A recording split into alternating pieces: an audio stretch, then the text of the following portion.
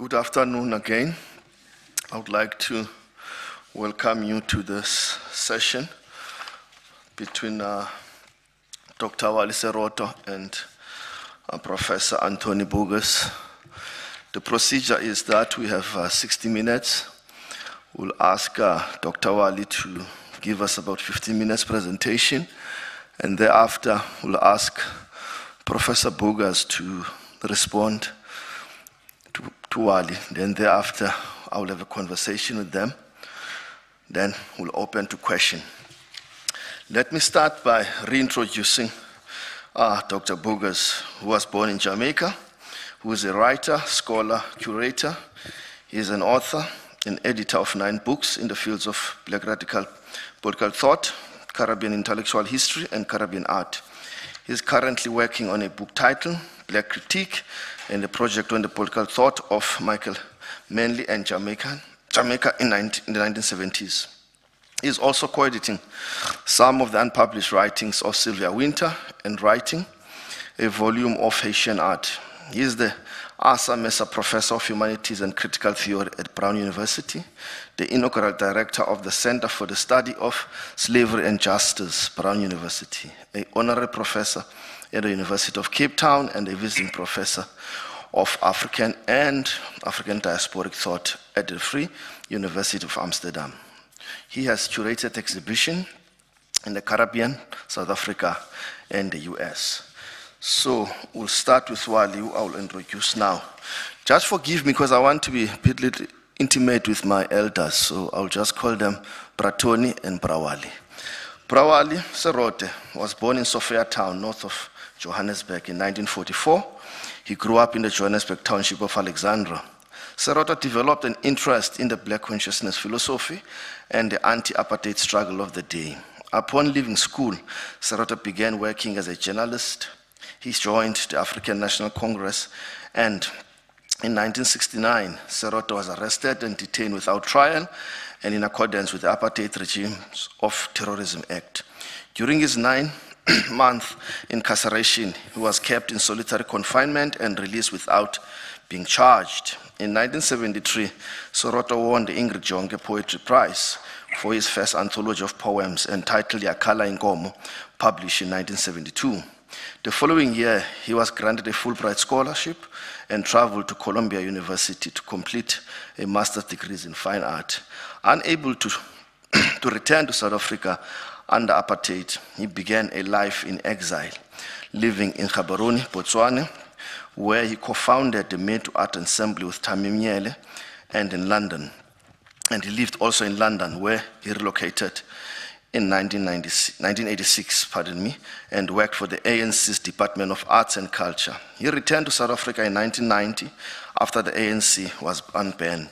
In 1993, he won the Noma Award for Publishing in Africa. In 1994, he received the Pablo Neruda Award from the Chilean government. He has served as chair of the Parliamentary Committee for Arts and Culture and was also the CEO of the Freedom Park, a national heritage site in Pretoria that opened in 2007. He has founded a few NGOs, among them IKSSA Trust and IARI. He sits on a few advisory boards dealing with arts and culture, indigenous knowledge, and African Renaissance issues. In 2018, Serote was announced as the National Poet Laureate of South Africa. As I said, we'll start with Browali, who will give us 15 minutes presentation, and thereafter, Pratoni will respond to him, and then we'll take it from there. To you, Browali. Thank you. Tembinkosi, thank you very, very much for welcoming Tony and myself. Tony and I know each other very well. We have discussed a lot about many things.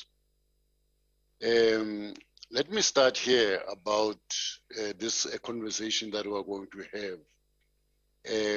When Medu Art Ensemble was started in Botswana, many of the people who were in it were already conscious of what was happening internationally what was happening on the continent, but also many of them were active freedom fighters for the liberation of South Africa.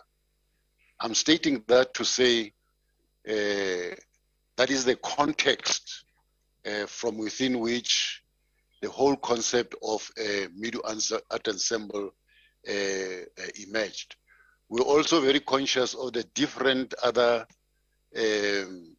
arts and culture festivals, like the Festec 77, which had happened in the world, others in the US, others in the Caribbean islands.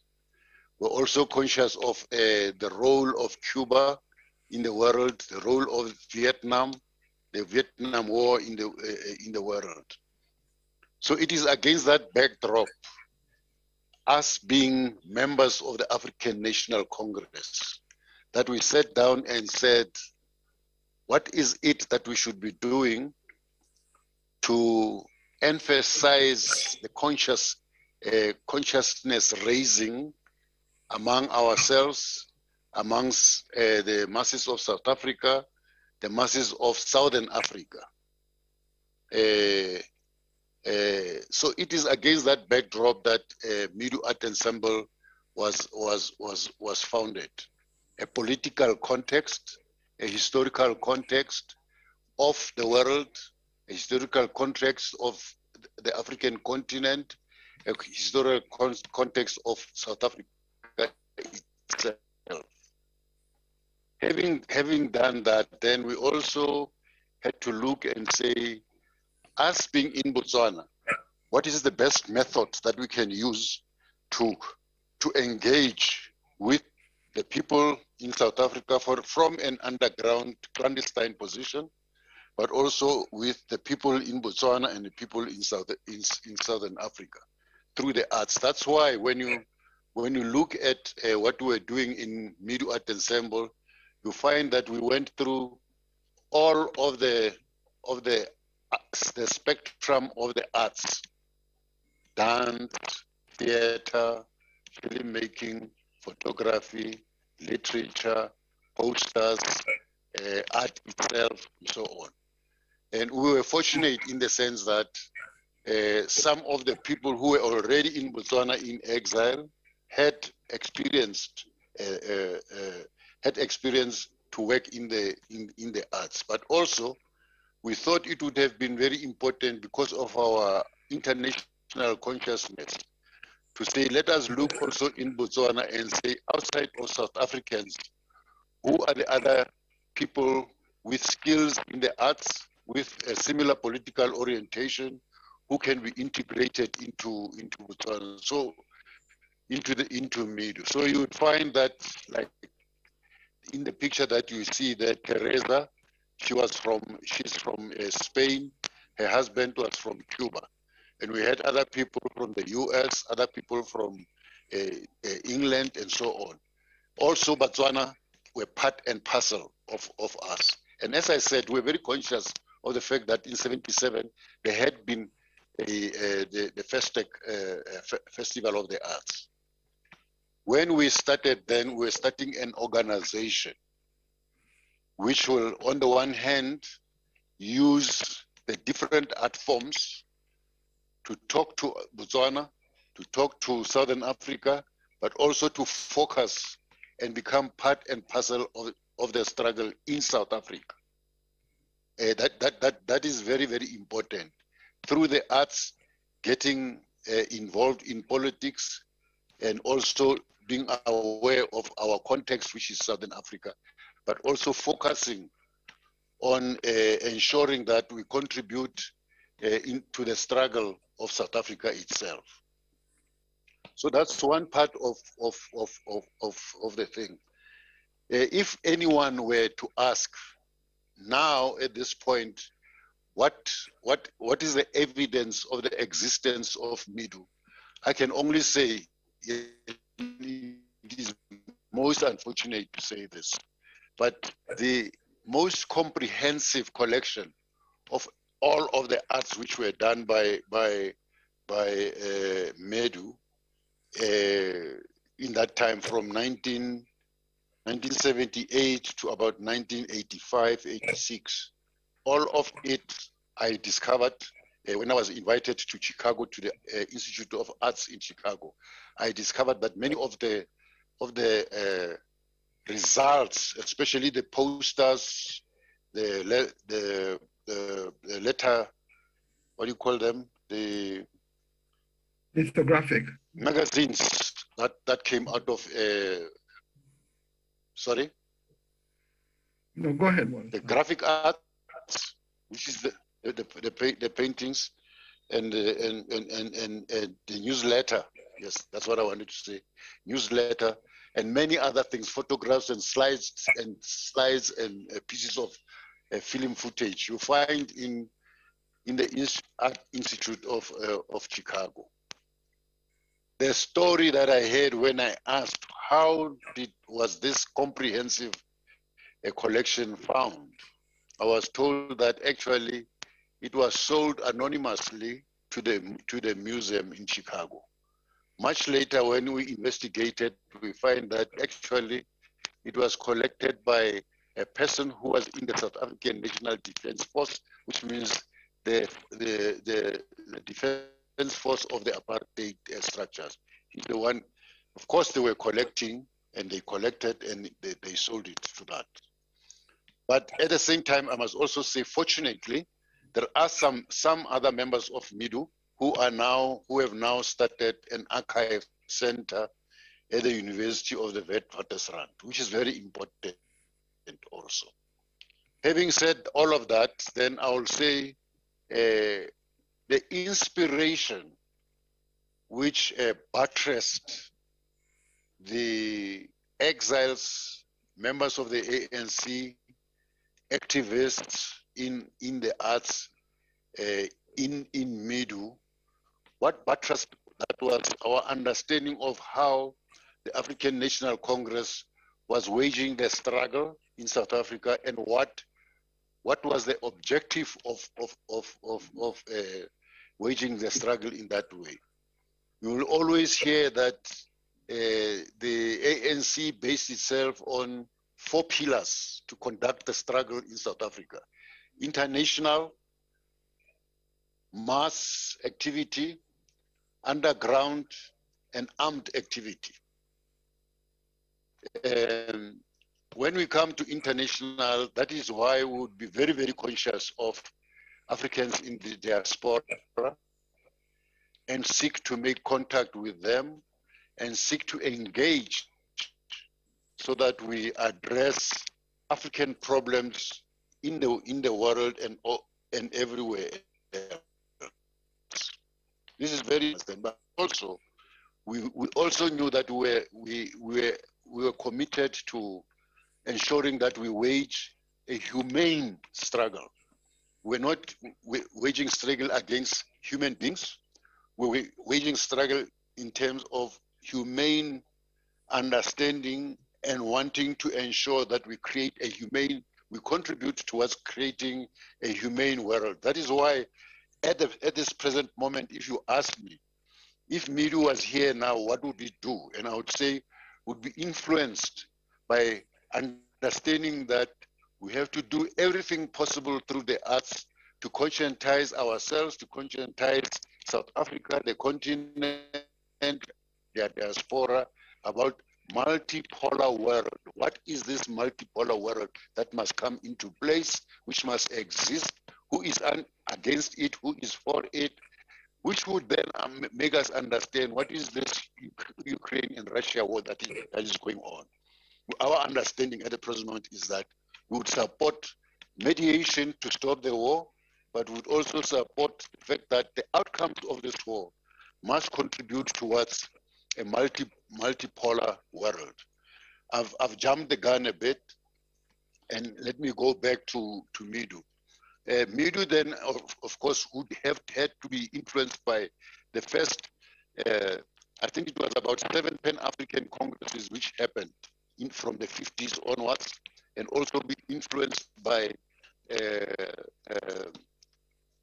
first tech 77, as also would be have been influenced by the Bandung conference.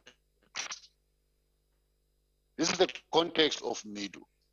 And that's when we look at international level. In terms of mass action, we looked and said, what is it that we should do to keep the debate and discussion about what does the South African struggle want to achieve in terms of South Africa? What does the South African struggle want to achieve in terms of the African continent? What does the South African struggle want to achieve in terms of African diaspora? What does the South African struggle want to achieve in terms of humanity itself? That would be our that would be the reference to keep assessing what was Medu about. Mass struggle was at all times to say, how do we participate in the struggle in South Africa through the arts to ensure that we contradict everything racial about our country? We encourage the emergence of non-racialism. We encourage the question, the concept of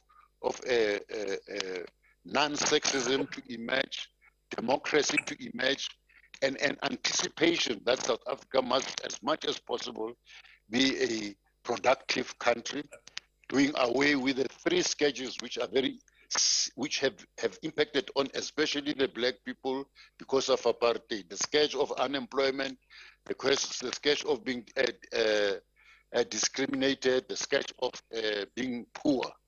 What is it that we should do to encourage, to do away with that? And that would be also support all the efforts which the masses in South Africa would engage in to liberate themselves, to ensure that they gain what I've just said. From an underground position, of course, those who were fighting against the apartheid system were a hunted people. And as you have heard, spent 9 months in solitary confinement, absolutely brutalized by the apartheid regime.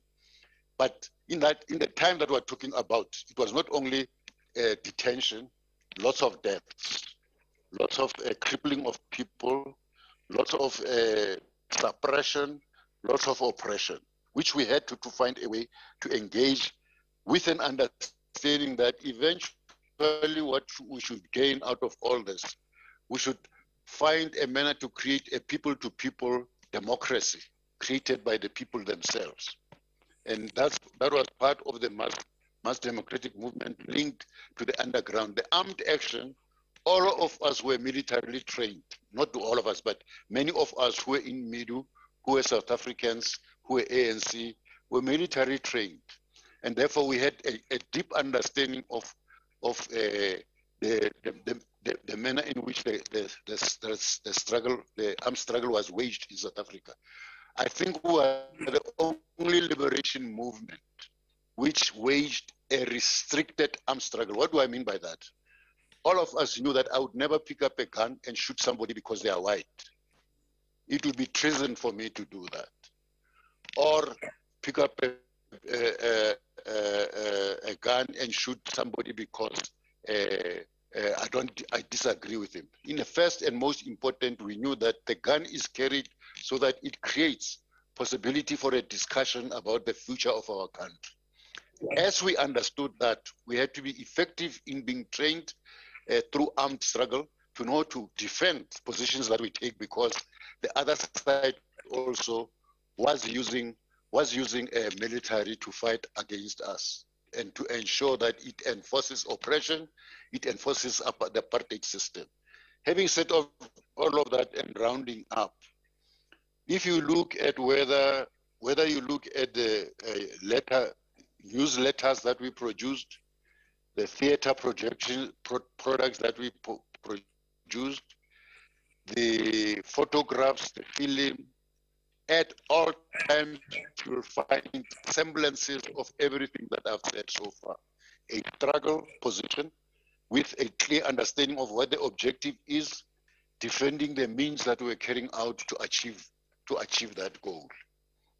Let me leave it here at this present moment with the hope that Tony and I will be able to ventilate other matters of this struggle and Medu Art Ensemble, but also wait for the for a time when we discuss with the other participants in this very important manifestation. Thank you very much. Thank you, Browali. Mike is yours, Pratoni. Yeah, thank you very much, Brother Wally, for that presentation. And I wanted to ask a question. But one of the things that strikes me reading the Medu collection, or some of the collection, is the ways in which the collective sees the artists as cultural workers.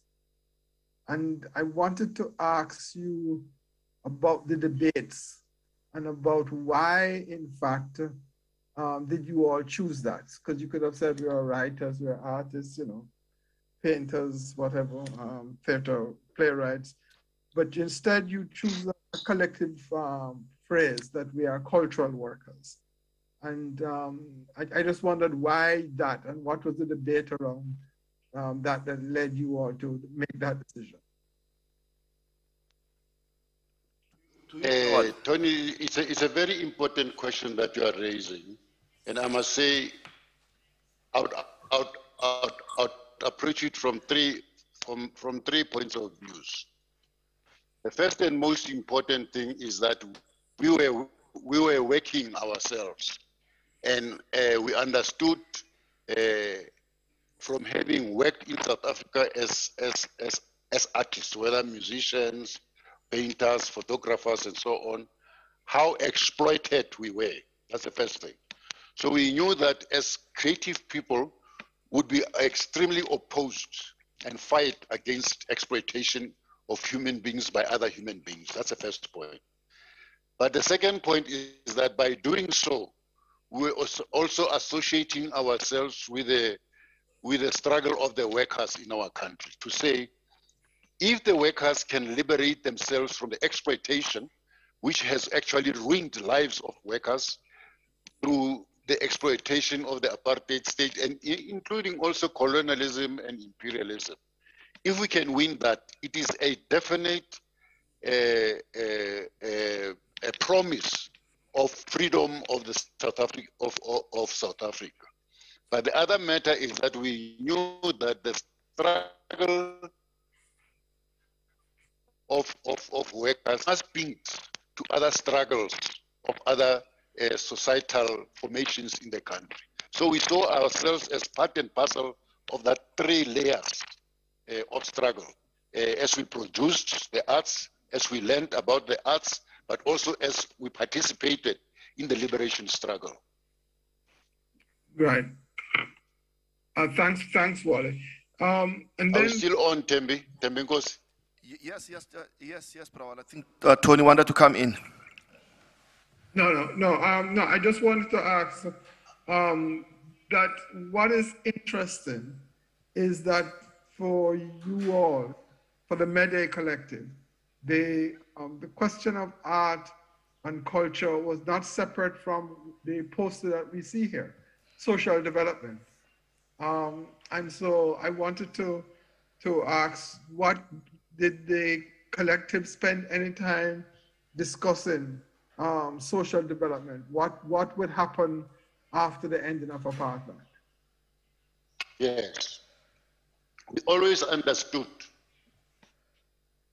as cultural workers, but also as freedom fighters, that the main objective of our struggle, as I said earlier on, was to let emerge a non-racial, non-sexist, democratic, and prosperous South Africa.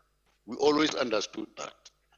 We also understood that it is easier saying it than achieving it. And therefore we understood that even as we had to find a way to, even if we won the struggle, as we did, through negotiations, that in the first instance, we are using all kinds, the four pillars. But we will come to a point, those four pillars must achieve a point where South Africa I think we lost Wally there. Yeah. Perhaps, meanwhile, Pratoni can also perhaps help us, because I'm listening to Browali talking about the struggle. Here. Oh, he's back. Okay, great. Yeah, Go on, Browali.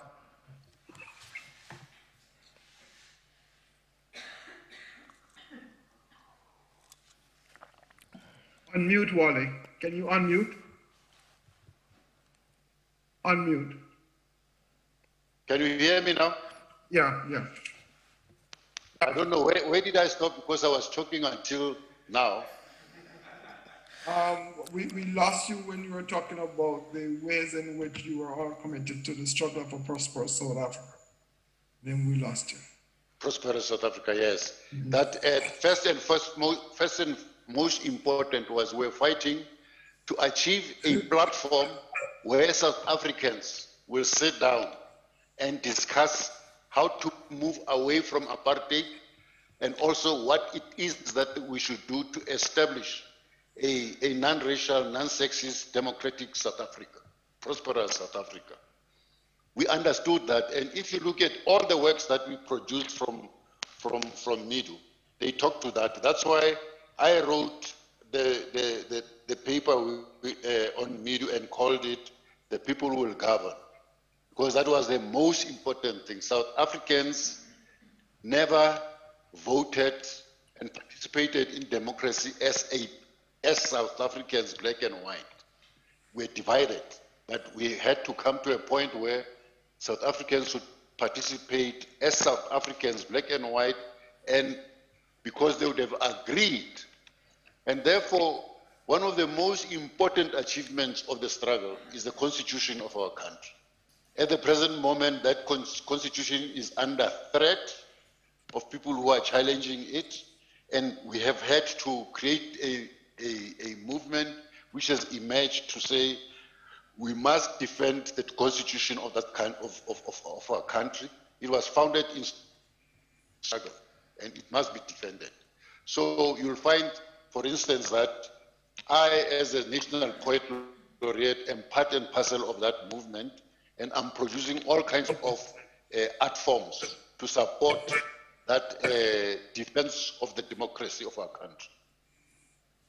But the point I'm making, Tony, starting point is that the most important achievement of our country is the constitution of our country, which did away completely with the apartheid legislation and culture. Right. I think our moderator had a question. Do you want to go, sir?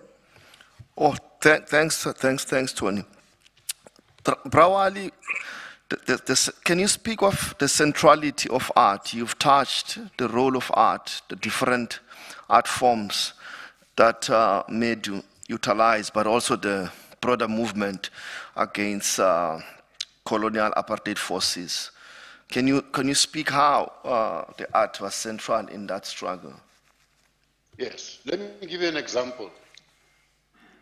In 1982, when we held the Culture and Resistance Symposium of the Art Festival and Arts in Gaborone, we asked photographers to bring whatever photographs they'd taken up until then. When they did, we found out that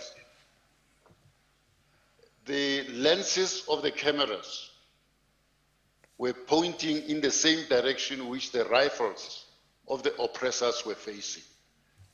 And therefore, you saw more of victims than fighters against apartheid. It was a very long discussion about what is it that we should do, because we understood why the lenses were pointing the same direction as the guns. We could understand that.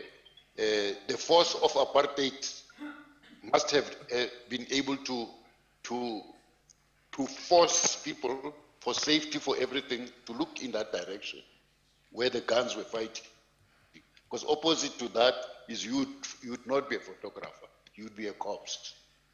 It was a very long discussion, which eventually, when you look at the photographs of that exhibition, of that festival, you began to look and see fighters against apartheid. For instance, there is a very important photograph which made headlines internationally of this young man in Alexandra, where I come from, who had a dustbin lead and was facing the guns of the Boer of apartheid. And of course, eventually he was killed.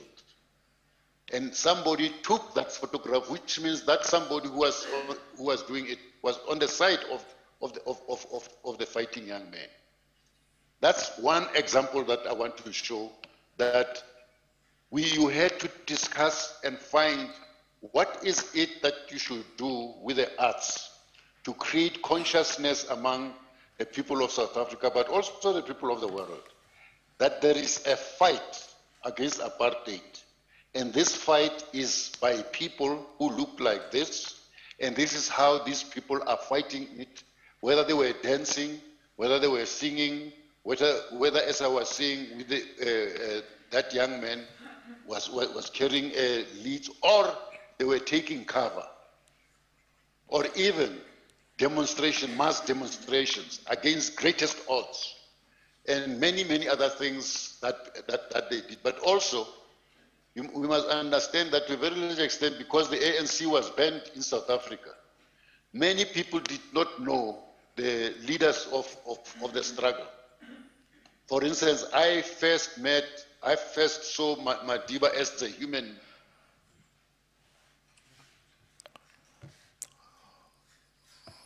Is he gone or is it me? I think he's gone again. A spotty connection.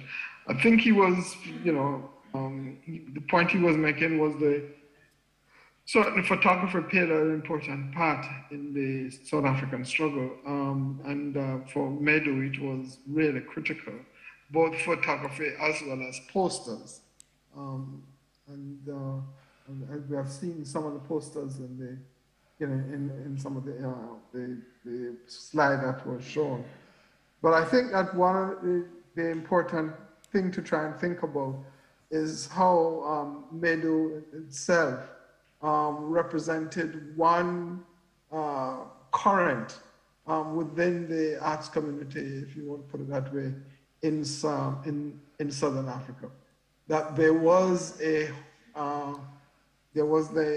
South African art forms, black art forms at the time, because they were white as well, were constructed around the motto of Medu, which is culture and resistance.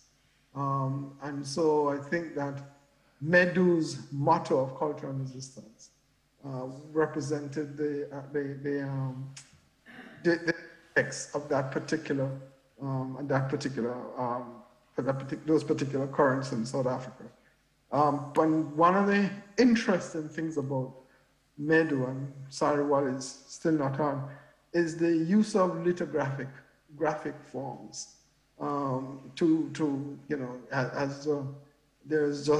it is one of the most remarkable art products. Some of the most remarkable art products that came out of that collective were done by lithography.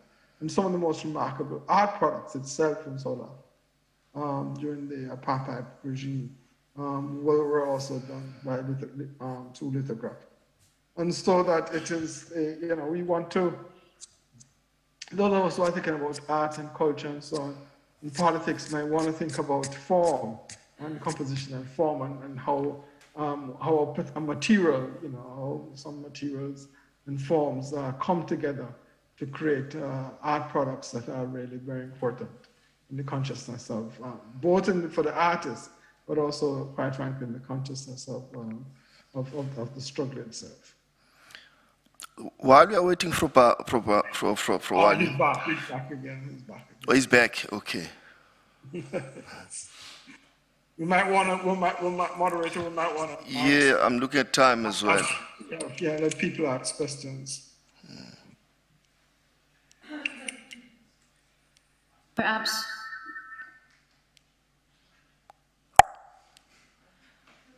Boom.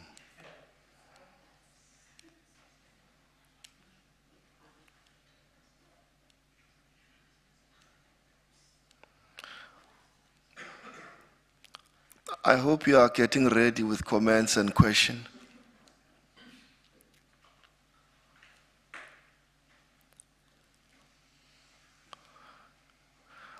We might be able to sustain the conversation. Yeah. Because the camera draws away. I wanted you to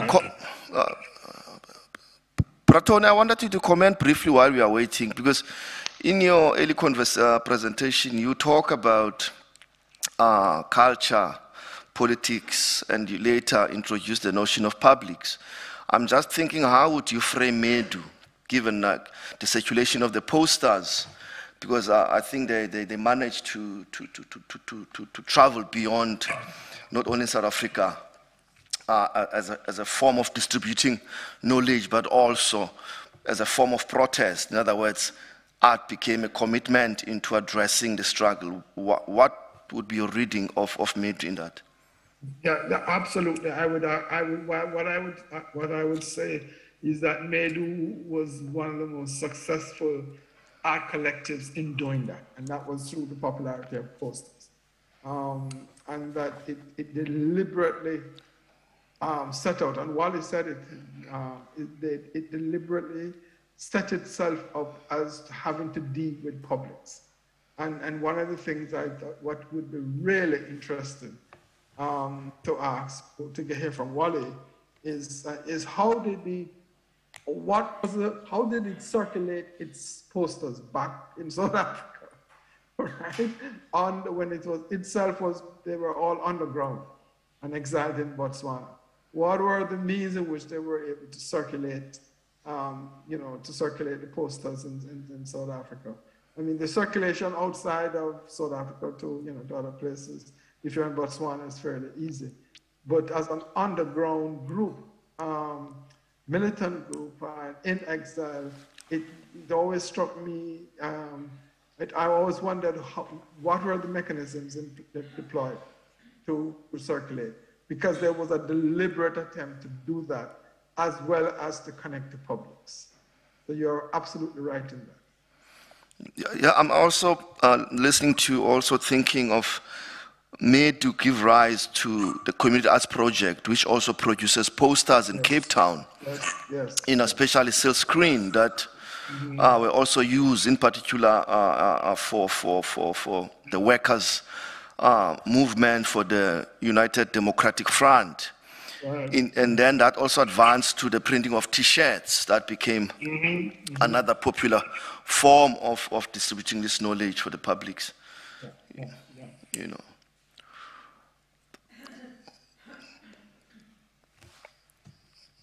This technology is really... Technology. We have a saying in Jamaica, which when this happens, we say it's only a wire. When these things happen. I don't know if your audience has other, might have some other questions that both of us could have a stab at. Yeah, because we have about 15 minutes. Perhaps we should start to take questions. And Tony is willing to comment. Any comments, any questions? And both of us could do that. Yes. Thank you. Thank you very much. I just have a question about... I'm wondering if you find the artist of Botswana Festival in the Johannesburg Biennales in the 19th years.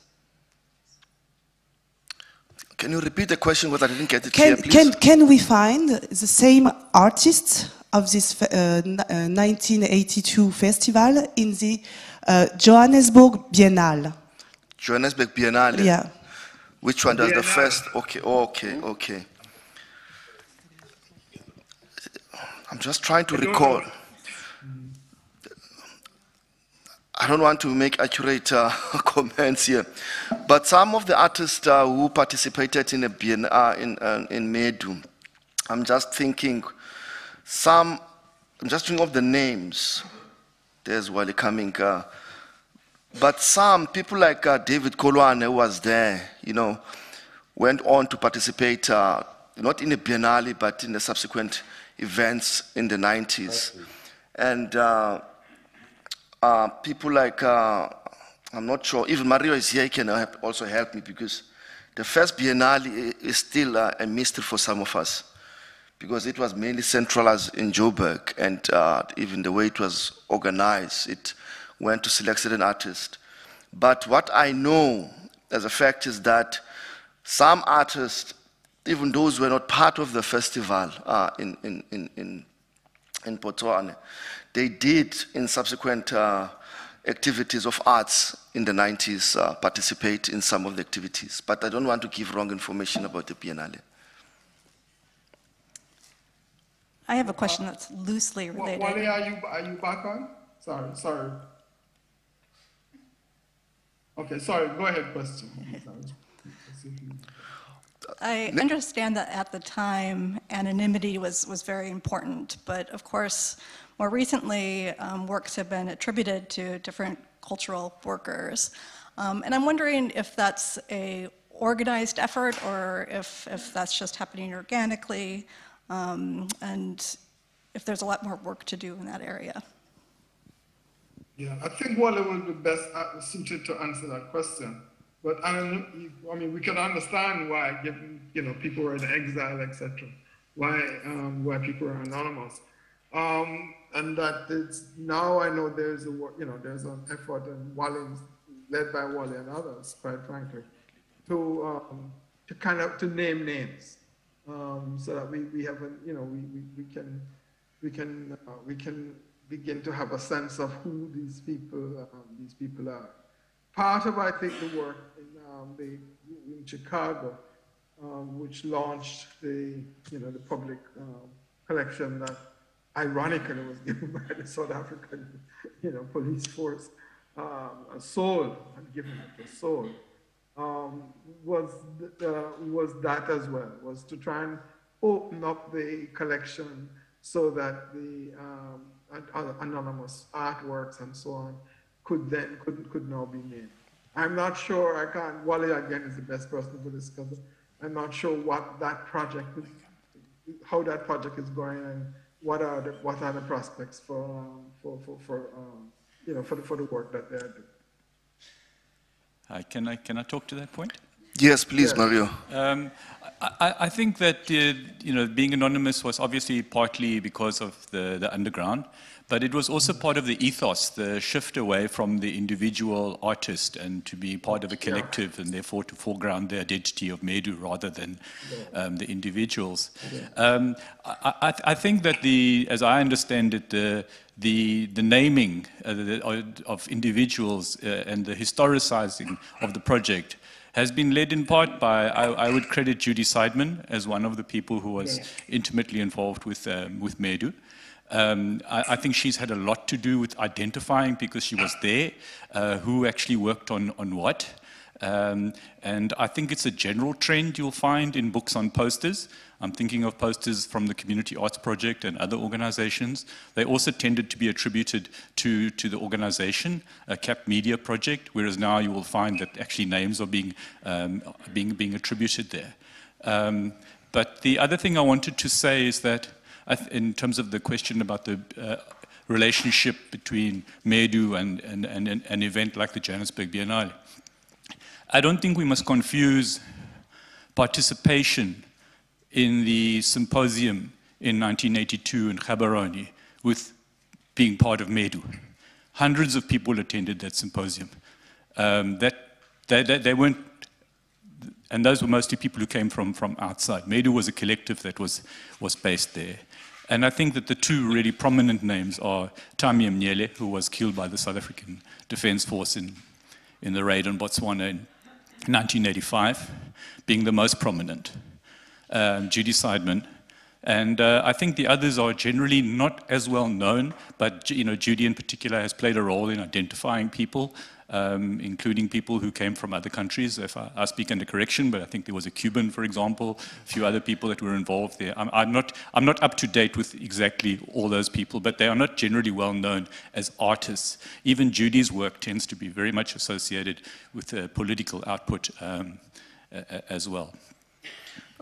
So there's no overlap with the Johannesburg Biennale. That was another animal completely. To add to what Mario said, the festival was, it entailed different activities, the symposium, the debate. There was also an exhibition which was curated by the late Emile Maurice, together with David Kolwane, most of work coming from South Africa. You know, I remember also the late Peter Clark attended, and even the late artist photographer Peter Mackenzie, they were there also part of the Medu discussion.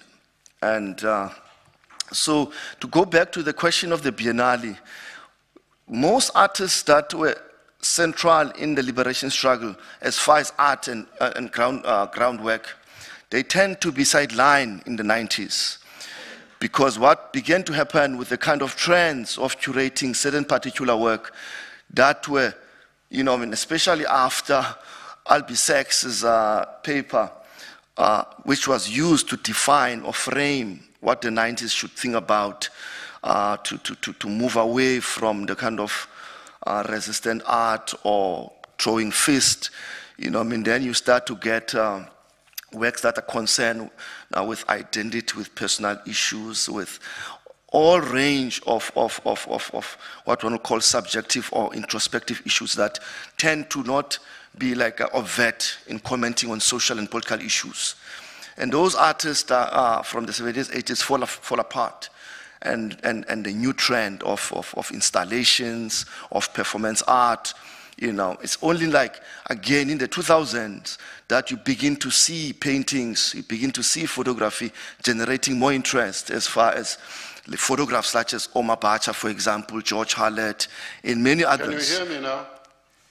Oh, yeah, back, Browali. Can you hear me? Yes, we can hear you. Yes, we can hear you. Yes, hey, I've been struggling. You know, we've had a lot of load shedding, so things are not. Yes. I don't know where things are now. If you can just orientate me, because. I think what we should do, because we have about 5 minutes remaining, perhaps any question. What I'm saying is, can you orientate me? Where are we now? No, what Browali was thinking in terms of time is to ask the audience to ask questions that you can respond to, because we don't have much time. So it will be great for people to ask direct questions to you, and then you can respond to them. Any question that can be posed to Wally Serote?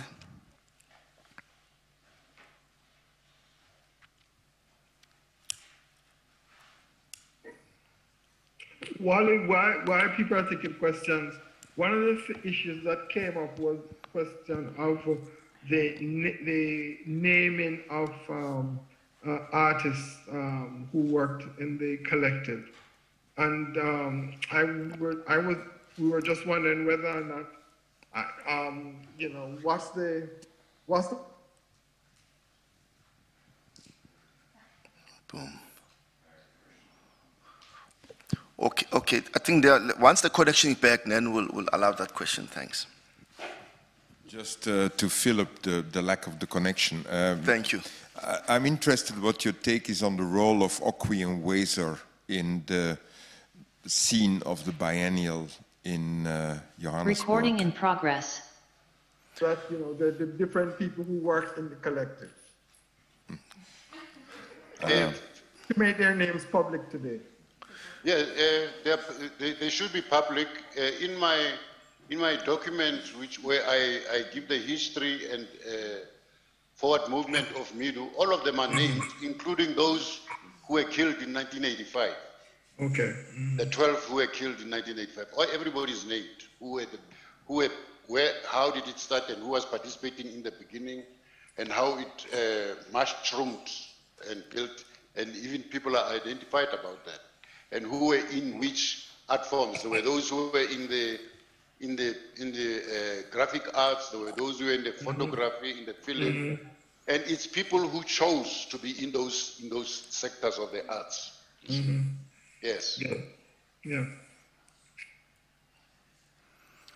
I cannot answer that because I don't think it's relevant to the debate of Medu.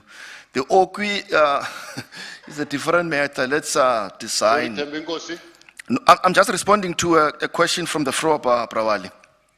Yeah. Yeah. No, what I'm saying is I'd rather answer the Okwi somewhere else, not in this panel.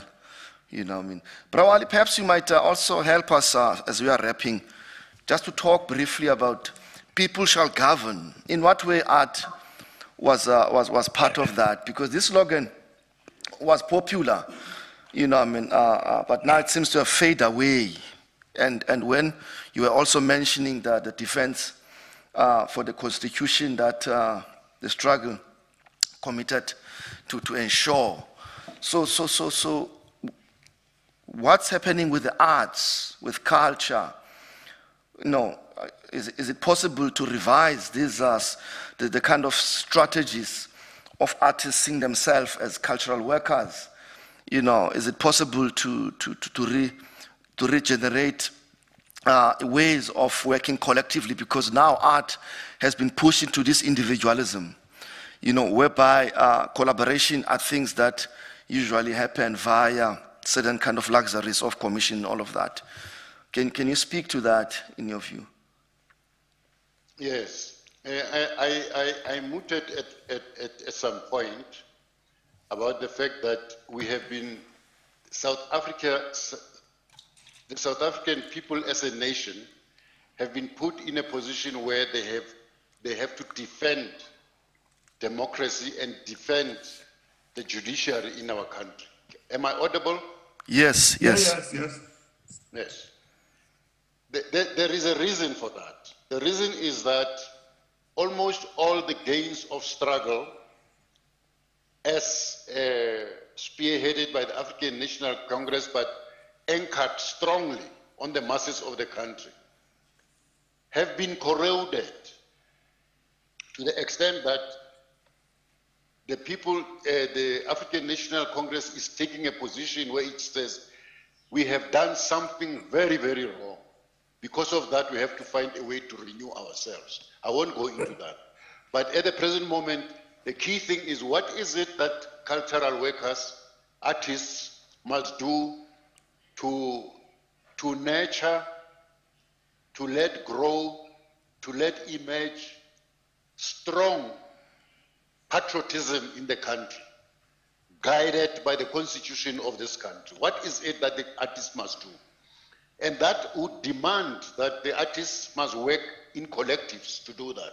A single musician will never be able to persuade the people of this country like that. But if different musicians begin to buy into this understanding that patriotism, which arose out of revolution, has been completely compromised in our country. And the politicians must define why it was compromised, how it was compromised, by whom it was compromised, because it was totally compromised. We cannot imagine a situation where groups of people in South Africa become xenophobic against South Africa, the African continent.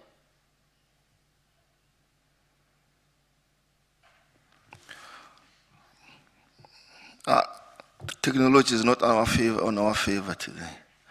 I think perhaps let's just wait for them to come back and then we wrap it up. Those of us who are artists, who are cultural workers, begin the same effort that we started with Medu, to begin to mobilize the creative people to ask the question, what went wrong? How did it go wrong? What must be done to correct it? Because it is only when that is answered practically. The photographers must go out and go and see what do we mean when we say there's a strange element of xenophobia growing in South Africa. Why? Why is this? We are saying it's African National Congress. We are saying we're Africans. How can we call Africans foreigners in South Africa? How is this possible? If you listen to what I was saying right at the beginning, Medu Art Ensemble was mobilizing itself to understand how it will propagate Pan-Africanism, not only on the continent but in the world. How it will propagate African Renaissance, not only on the continent but in the world. We are back there now. And earlier on when I was listening, I heard other colleagues talk about the African Union. I heard other colleagues talk about a possibility of another manifestation of the arts. Very important. I would have said, if I was audible at that time, to say, if you are organizing that, organize it in South Africa. Let us make sure, because Africa cannot lose South Africa. I would have insisted and said, let us find a way to persuade the African Union to appoint and say this matter will be done in South Africa, precisely because South Africa must be owned by Africa. It cannot wrench itself out of that. And for that to happen, artists must absolutely nurture the consciousness in all South Africans, black and white, to begin to think that way, to understand like that, because there is no other future for South Africa but to be part and parcel of Africa. So I agree with you, Tony and Tembekos. That is where we are, and creative people must begin to organize themselves in their different art forms, but also collectively with the art forms. I think on that note, given time, I'll rather ask if Pratoni has any. Am I still there, Tembekos? Yes, Browali. What I was saying, I was going to ask if because you have to unmute. Really, man? Hey. I'm muted here. Yeah. No, not you. Yeah, I'm talking to a colleague. Yeah. Oh no. Can you hear me now? Yes. I'll ask just a 1 minute comment from you, Pratoni, 1 minute from Browali, a comment, and then we close it because we've stretched the time. Yeah, my comment would be that Medu represents one of the finest expressions of radical African art practice and performance. And that for those of us who are thinking about questions of culture and resistance today, it remains an exemplar that we must study and look to. Browali?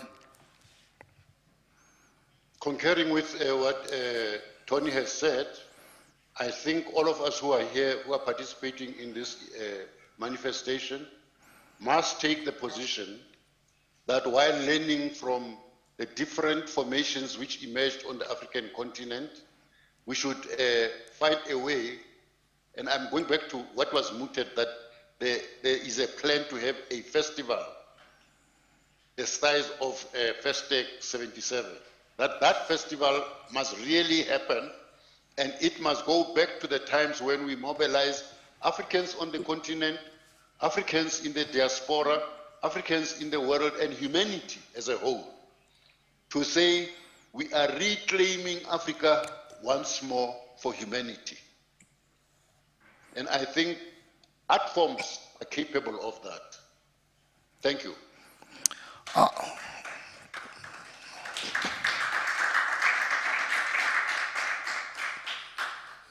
You must wait for the moderator to, because I have to thank the panelists and then ask you to clear for them. Just I wanted to make one comment which seems important and urgent. I think there's a need to study and research and begin to debate some of these festivals. Because what has emerged there, the little information we know about Medu, is really concerning. And we should also begin to think of doing so via perhaps approach it in comparative studies to look at this different festival, not only within the continent, but also in other spaces similar to the 1956 conference that Tony was discussing, as well as the first part we'll talk about. So in that way, we can ask what it is that we can learn from these developments that took place on the continent and also in other areas where Africans, where blacks were concerned, and we're arguing, we're debating, we're helping us to learn. That's the one comment I just wanted to make as a closure. That said, again, I want to thank Wally Serote and Tony Bogues. Then you can clap now.